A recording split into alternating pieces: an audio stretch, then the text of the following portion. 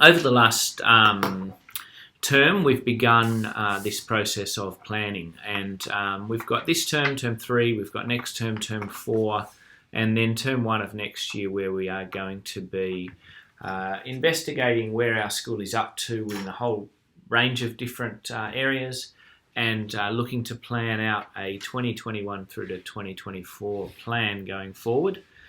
But part of that process is asking our community questions and finding out your opinions on what's working and what's not. And in order to do that, we think that a really important thing to do is to share information with you about what we have actually been doing, because sometimes things happen behind closed doors, or hey, there we go, we got it to move. So if you don't know that much about what's going on, it's very hard to give an opinion on things. So between 2018 and 2020, we had a 3-year plan, and we had 3 main directions that were part of that plan, big picture sort of directions. First one around learning, the second one around teaching, and the third one around leading. So you can see those on the screen there. And the learning one really is about the students, obviously, creating confident, successful and inspired. And we went for learning because we're all learners. So we wanted everyone involved in this, rather than saying the word students at the end there. We're all learners. So we wanted all to be confident, successful. Our second direction's around creating expert teachers or teaching, and visionary leading. And Mrs. DeJager, you might remember, or Mrs. Poe, I was going to pop something else into this screen. What was it that I was going to pop on? I think it was a link to our our video, our other video, which we're hoping you might spend some time having a look at. Yeah, so back in week 4 at the P&C meeting, if you weren't there for that, we did a presentation there. That's uploaded to our website. And you can find that in the school planning section. So if you go straight to the main page of the website, and then you can click, I think it's about our school, and then school planning is the first link there, and so it's on that page. But I'll share that more in the newsletter this week, and the idea is to try and get as many people as possible to watch these presentations and find out what's going on. So in terms of where we were spending our energy over the last 3 years on the topic of learning, as I said, confident, successful, inspired learning, and we really focus around personal growth, holistic learning and successful learner habits, and this is where I was actually throwing to Mrs. Poe. That's okay, don't mind. As Mr. Thompson was saying, we really have been looking at those 3 broad areas, and personal growth is our focus on growth as well as achievement. So as it says there, we believe that every child, every teacher, every leader and every school will improve every year. So our focus over the last 3 years has been largely on growth, not just on achievement. We have in that space improved our data collection processes over the last 3 years to measure and report on academic as well as well-being growth, because we see that as a big precursor to students being successful learners. We've also had a strong focus on holistic learning, and the quote there, analyse the complexity of every learner and work from the ground up. We have a strong belief that building strong foundations in learners takes time. Learning is a complex process, and developing these learners will take years for some children. Our focus is on inspiring and enabling personal responsibility in our learners so that they have the right foundations for future success. We would love it if by the time every child leaves our care in Year 6, we have resilient, responsible learners who are willing to take risks and learn from their mistakes. So therefore, the introduction of our successful learner habits has been a recent project aimed at enhancing these behaviours in all of our students. We do believe in inspiring and enabling personal responsibility, and for children to be able to make mistakes, and that mistake at the bottom of the slide is a very deliberate one. So that's Mr. Thompson's joke there. I found it funny anyway. Yeah. So that in the learning section, it's not just about academic learning, but it is about growth and well-being growth as well as that. Yeah, and I suppose importantly, around that idea of what's the difference between growth and achievement, we can have children that achieve very high things, but they make very, very little growth because they're already flying, they're already doing amazing things, and that's not okay. We need to help them grow. In the same way, we don't want to measure all of our kids against these standardised benchmarks, because some kids take longer to develop. We don't want them to feel that they're not successful. We want them to be making growth depending on where they start. And you'll see that in the next slides really around teaching.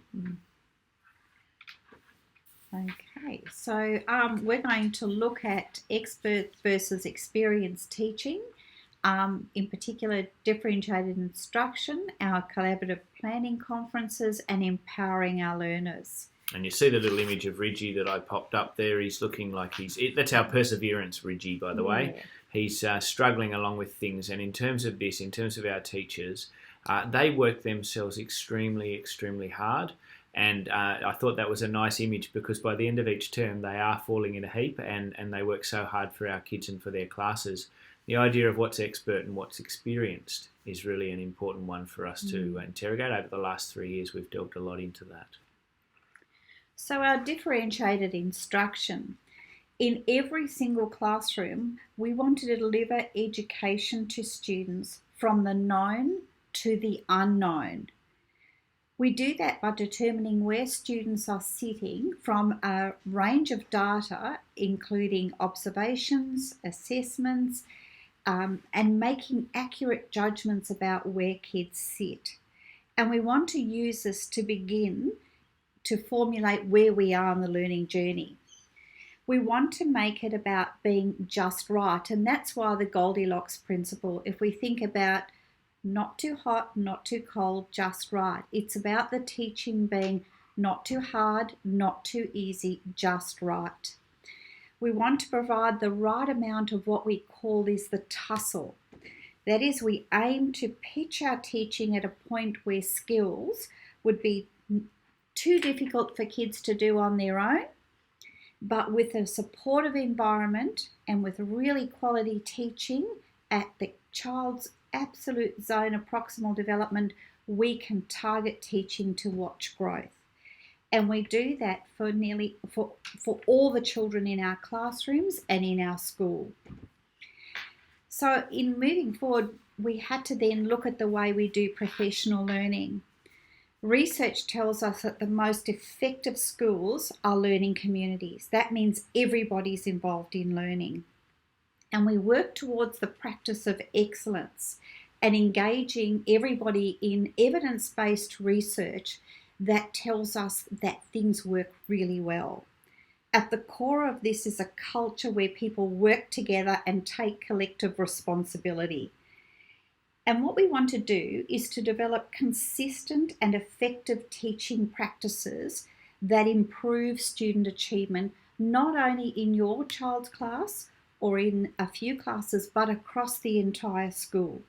So with this in mind, what we did was we set up a system which we call collaborative planning conferences. And that is about teachers working together to get the most consistent and informed best practice that really leads quality teaching in classrooms. We want to develop consistent and expert teachers by doing that. Now, in the past, what we've done is on a Tuesday afternoon at around about 3:30, we would have a meeting in the library and it would be a one-fits-all approach. With our collaborative planning conferences, what we do is hone in on the grade and the stage, and then how does that fit in terms of the whole school? So everybody's working on the same goal with the best evidence, the best research, and the best analysis of their student data, moving forward to where to next. In terms of our empowering our learners, what we want is our students to have the best mindset that they have in order to engage in learning, and that's a belief about themselves and their potential.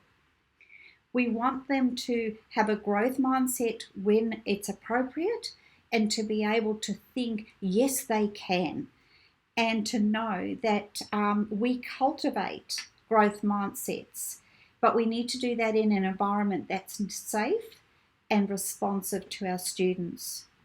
When we look at mindfulness, we teach students to be aware of their thoughts and feelings and how they respond to challenge.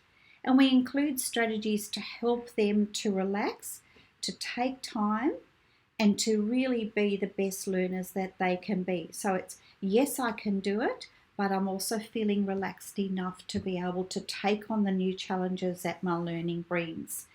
And our positive behaviour for learning is a way of operating that brings together the whole school community.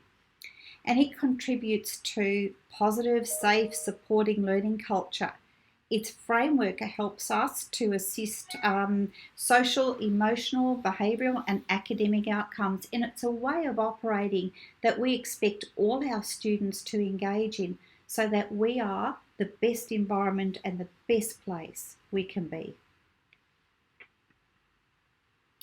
All right, and the third area that we've spent time on over the last 3 years is around creating visionary leading within our school.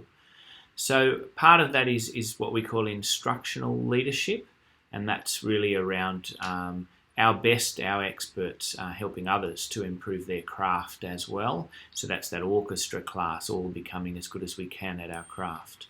Student leadership, we've done some movement around it, and strategic and also distributive leadership, which I'll talk just quickly about. So instructional leadership here at Ironbark Ridge over the last 3 years, we've spent a lot of time developing the opportunities for teachers to see demonstration lessons, observe experts in their classroom and have experts visit their own classroom to work with their own kids and work on strategies and techniques for teaching. Beginning teachers being mentored over a long period of time by in both ways, both around their craft but also about lifestyle and how you manage as a teacher. Our CPCS we briefly talked about there. They're our major platform for professional learning, developing a culture where all our teachers are reflective on their own practice, that professional learning is ongoing and intensive. Student leadership changes that we've made over the last 3 years include implementation of what we're calling personal leadership to public leadership or organisational leadership, and that's carried out across all of our year 4 to 6 classes, and we're looking to extend that right across the school so the kids learn to lead themselves first and then they learn to be leaders of others. School leadership selection process now, not an election process, where we're able to develop skills and then test for skills and capabilities around what leadership will actually involve for them. And our new house spirit and school culture focus with that, we're trying to get our students leading culture.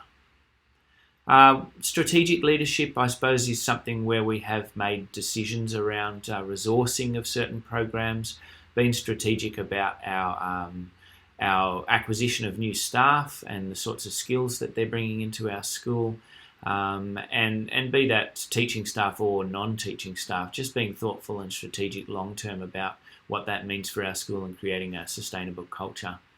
And then setting up professional development pathways is really where we're distributing the opportunities for leadership amongst our staff. So they have opportunity to develop themselves, all aspiring leaders can work, and unfortunately at times leave us to go to other places and make other schools better places as well. But that's part of the process and part of the fact that we're members in a big system, and we want our system, the Department of Education, to be as strong as possible. So we want to know a little bit about what you think about how things are going at Ironbark Ridge. So one of the ways that we're going to do that, the first way is we are going to release a survey which is called Tell Them From Me, and there's aspects of this survey which are standardised for the Department of Education across all schools. There's also aspects that we have added particularly for Ironbark Ridge. So you'll see a range of different questions within it. It takes about 10 to 15 minutes to fill out. There's a link just there, but I'm going to be publishing that link within the newsletter this week, and also following it up across the next couple of weeks with Facebook and those sorts of things, so people can easily access this survey in their own time.